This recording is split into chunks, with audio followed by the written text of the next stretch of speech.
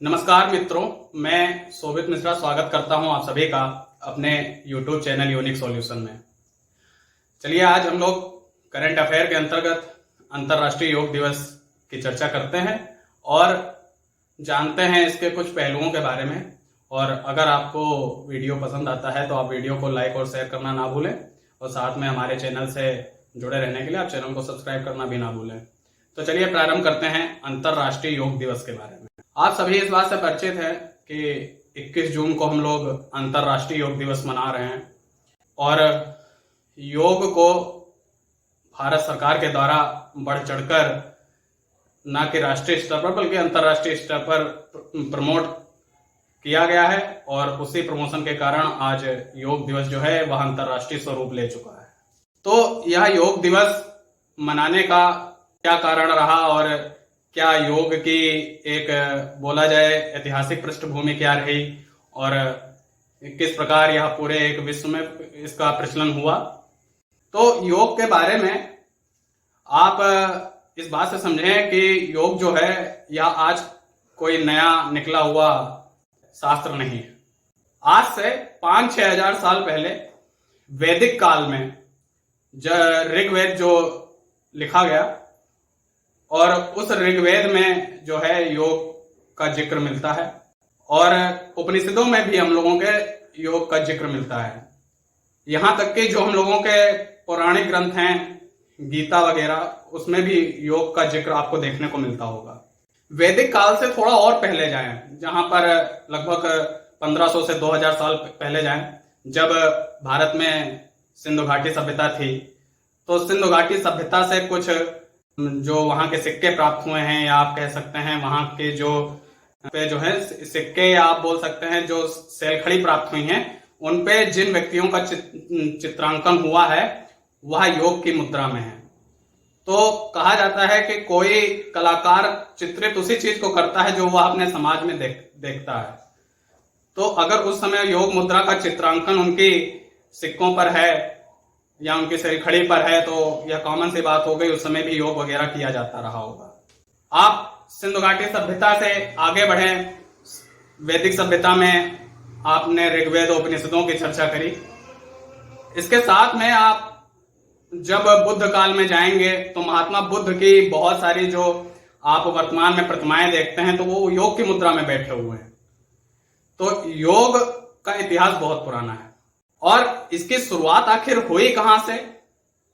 अभी आज ही नेपाल के प्रधानमंत्री हैं केपी शर्मा ओली, उन्होंने यह विवाद छेड़ दिया है कि योग की उत्पत्ति भारत में नहीं हुई है, नेपाल में हुई है। अब वह अगर यह कहते हैं कि योग की उत्पत्ति साउथ एशिया में हुई है, दक्षिण एशिया में हुई है, तो उसमें भारत के साथ साथ भारतीय उपमहाद्वीप के जो देश आते हैं, भारत, पाकिस्तान, श्रीलंका, बांग्लादेश, नेपाल, तो इन सभी देशों को अगर एक साथ कहते हैं कि योग की उत्पत्ति इन देशों से हुई है तो कहना ज्यादा उचित होता है। लेकिन आजकल आप देखते हैं कि जो नेपाल में जो सरकार है उसके ऊपर जो चीन की सरकार है उसका प्रभाव है, जिसके चलते वो ऐसे बयान देते रहते हैं। फिलहाल अगर देखा जाए कि योग की उत्पत्ति हुई कहां से, तो जो भारत सरकार का विदेश मंत्रालय है उन्होंने अपनी वेबसाइट में इस बात का जिक्र किया है कि जो आदि योगी हैं, आदि योगी किसको बोला जाता है? भगवान शंकर को बोला जाता है। तो भगवान शंकर ने सप्त ऋषियों को योग की शिक्षा दी थी और वही सप्त ऋषि भारत से निकलकर विश्व के अन्य हिस्सों में गए तथा योग का प्रचलन इस हिसाब से चालू हुआ। इसके अलावा अगर देखा जाए तो जो हमारे दर्शन हैं, अब हमारे कौन कौन से दर्शन हैं, जैसे कि न्याय, जो हमारे दर्शन है, न्याय, योग, सांख्य, चार्वाक, पूर्व मीमांसा,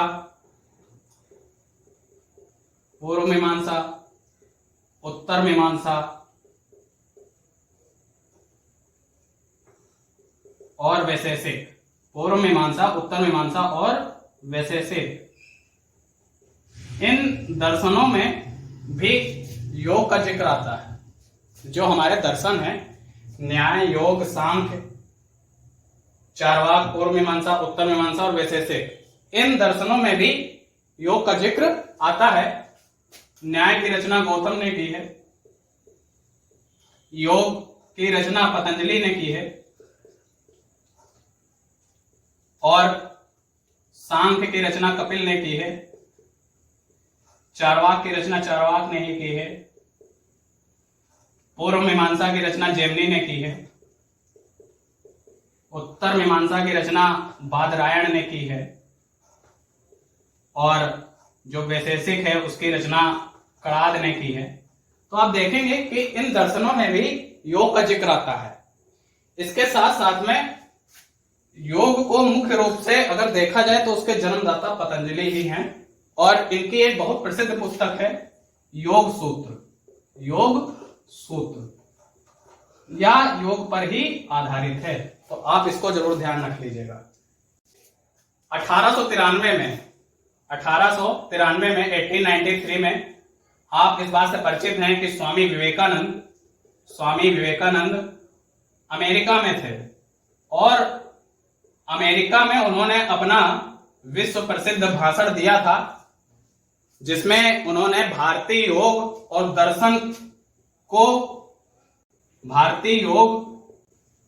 दर्शन इन दोनों पक्षों पर जोर देते हुए इनकी प्रस्तुति अपने भाषण में दी तथा इसका प्रचार प्रसार विदेशों में किया। अच्छा, जब विदेशी योग की गरिमा से प्रभावित हुए, योग को जान पाए कि योग में क्या क्या शक्तियां हैं, तो उन्होंने योग को एक्सेप्ट किया। किसी भी चीज की विकसित होने की खासियत यह होती है कि चाहे कोई भी चीज हो, जहां से उसे अच्छी चीजें मिल रही हैं वो उनको एक्सेप्ट करता है।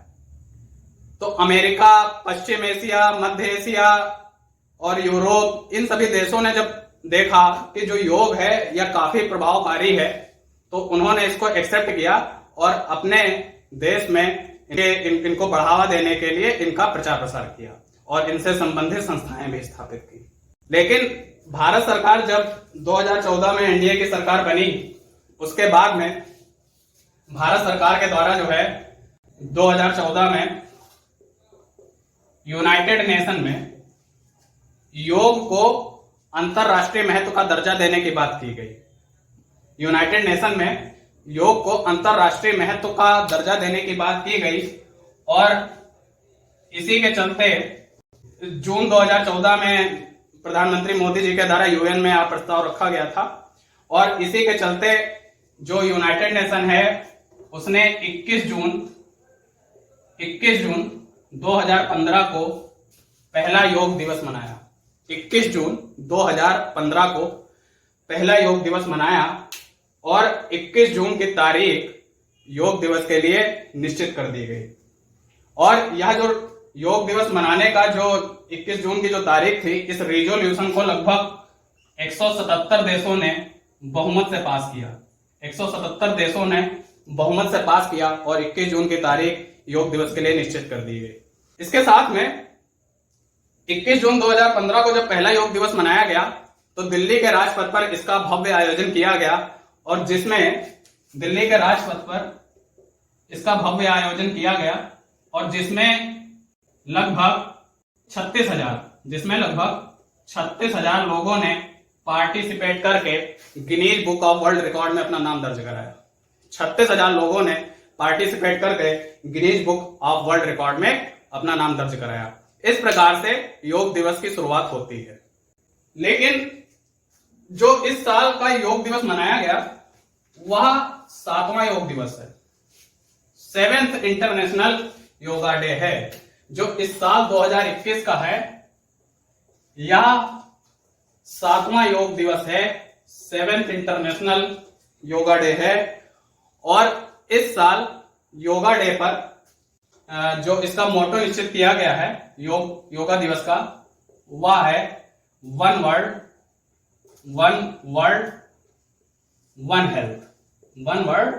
One health. यह इंटरनेशनल योगा दिवस का मोटो है। और जो इस साल की थीम रखी गई है, वह है yoga, yoga for wellness, yoga for wellness. इसको आप याद रखें, यह आपकी परीक्षाओं से संबंधित हो सकता है, परीक्षाओं में पूछा भी जा सकता है, इसका थीम और मोटो। अच्छा, इस योग दिवस पर भारत सरकार की तरफ से हमारे माननीय प्रधानमंत्री जी ने एक ऐप भी लॉन्च किया है और उस ऐप का नाम है एम योगा ऐप। उस ऐप का क्या नाम है? M yoga app. यह इंडियन गवर्नमेंट के द्वारा लॉन्च किया गया है और इस ऐप को तैयार करने में जो भागीदारी रही है वह वर्ल्ड हेल्थ ऑर्गेनाइजेशन की भी रही है।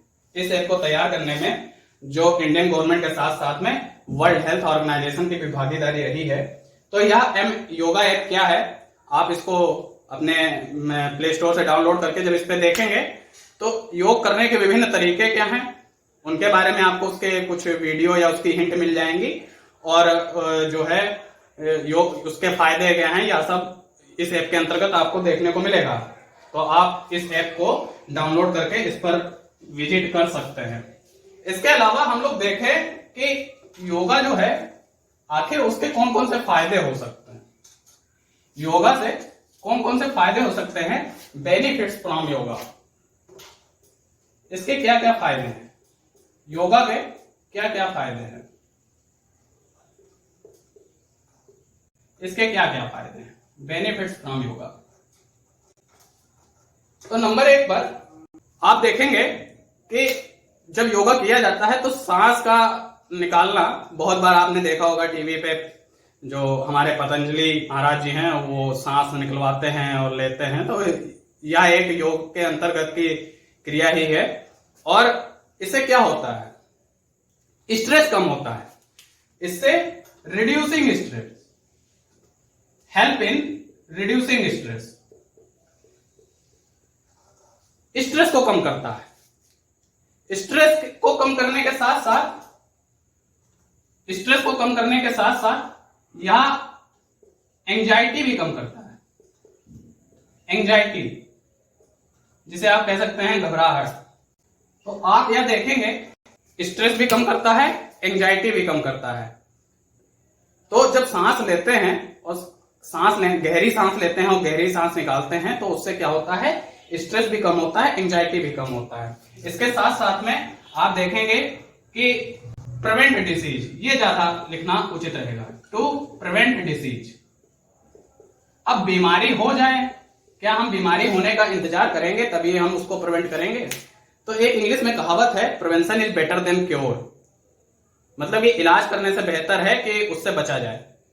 और योगा करने से कहते हैं कि सांस जब अंदर जाती है तो ब्लड सर्कुलेशन अच्छा करता है, जो हमारा हार्ट की पंप करने की गति है वह भी अच्छी होती है, तो डायबिटीज, हार्ट अटैक इनसे सुरक्षा मिलती है। तो to prevent disease, reduce stress, reduce anxiety, to prevent disease. और क्या हो सकता है, योगा करने से जिन लोगों को नींद आने में दिक्कत है, देखा जाता है आजकल की एक ऐसी लाइफ स्टाइल हो चुकी है, रात में देर से सोना, सुबह देर से जगना, तो उसमें भी बेनिफिट करता है to maintain sleep. To maintain sleep मतलब कि आप देखेंगे कि यह नींद में आने में जो दिक्कत होती है उसमें भी आपको फायदा देती है। इसके अलावा आप देखेंगे जो हम लोगों की लाइफ स्टाइल है उसको भी एक मेंटेन करके रखता है, to maintain lifestyle, to maintain lifestyle. इसके अलावा आप देखें और क्या हो सकते हैं योगा से हमारे फायदे, reduce stress, reduce anxiety, to prevent disease, to maintain sleep, to maintain lifestyle. और अगर देखा जाए तो योगा से जो होता है, जैसे हम लोग कहते हैं कि आयुर्वेद में भी ऐसा कहा गया है, शरीर में 3 प्रकार के दोष होते हैं, एक वात, पित्त, कफ। तो वात का मतलब एयर, तो जब योगा किया जाएगा तो जो सांस लेने के जरिए जो एयर सर्कुलेशन बॉडी में होता है वह भी मेंटेन होता है। तो यह हमारा लगभग स्ट्रेस और एंजाइटी के अंतर्गत ही आ सकता है। बाकी आप देखेंगे इसके अंतर्गत बहुत सारे और भी फायदे हैं, और आप कह सकते हैं जो शरीर है उसकी स्ट्रेंथ को बढ़ाने के लिए और फ्लेक्सिबिलिटी और बैलेंस को भी बढ़ाने के लिए। टू इम्प्रूव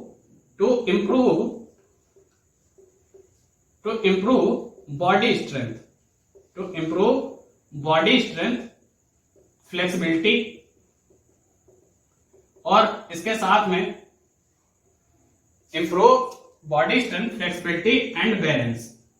तो यह सभी चीजें जो है योग से हमारे फायदे देखने को आते हैं, और इस प्रकार से नोटिस किया जाए तो योग से बहुत सारे फायदे हैं, और इसीलिए आज विश्व स्तर पर जो है योग को एक पहचान मिली है, और भारत को जो है इसके जरिए एक विश्व स्तर पर ख्याति भी प्राप्त हुई है।